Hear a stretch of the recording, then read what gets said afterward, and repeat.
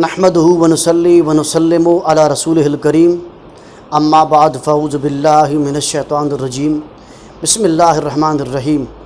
یہ حج کا مہینہ ہے، لوگ خوش قسمت حج پہ جا رہے ہیں، اور جو حج پہ نہیں جا سکے جیسے لاک ڈاؤن کی وجہ سے، ان کے لیے میں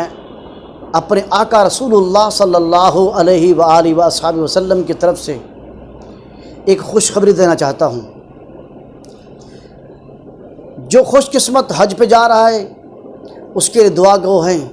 اللہ جل مجدہ اس کا حج اپنی بارگاہ میں قبول فرمائے، اور اس کی برکت سے اللہ جل مجدہ تمام عالم اسلام کو کرونا جیسی وائرس سے نجات عطا فرمائے، آمین۔ میرے معزز سامعین کرام، ناظرین کرام، جو حج پہ نہیں جا سکتا اسے مایوس نہیں ہونا چاہیے۔ پہلی بات تو یہ ہے کہ آقا رسول اللہ صلی اللہ علیہ وسلم کے ارشاد گرامی یہ فرمان ہے، ارشاد فرمایا کہ جو بندہ گھر سے وضو کر کے مسجد جاتا ہے اور وہاں پر جا کے صبح کی نماز جماعت کے ساتھ پڑھتا ہے، پھر وہیں بیٹھ کر اللہ کے ذکر میں لگ جاتا ہے، قرآن کی تلاوت کرنا، درود پاک پڑھنا، کلمہ طیبہ کا ورد کرنا، استغفار پڑھنا، یا کسی حدیث مبارکہ کا مطالعہ کرتے رہنا، ایسا بندہ وہیں بیٹھا رہا اور سورج نکلنے کا انتظار کرتا رہا۔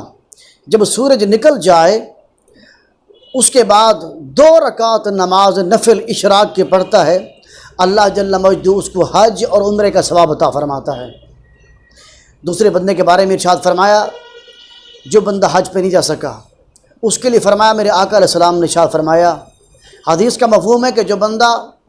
روزانہ مسکرا کر محبت سے، اخلاص سے اپنے والدین کے چہرے کو تکتا ہے، اپنے والدین کے چہرے کو تکتا ہے، محبت سے دیکھتا ہے، اللہ جل مجدہ اس کو بھی حج کا ثواب عطا فرماتے ہیں۔ اسی لیے گھبرانا نہیں چاہیے، ہمیں اپنے آقا علیہ السلام کے فرمان پر، اس فرمان کو سن کر خوش ہونا چاہیے۔ اللہ جل مجدہ ہمیں عمل کی توفیق عطا فرمائے۔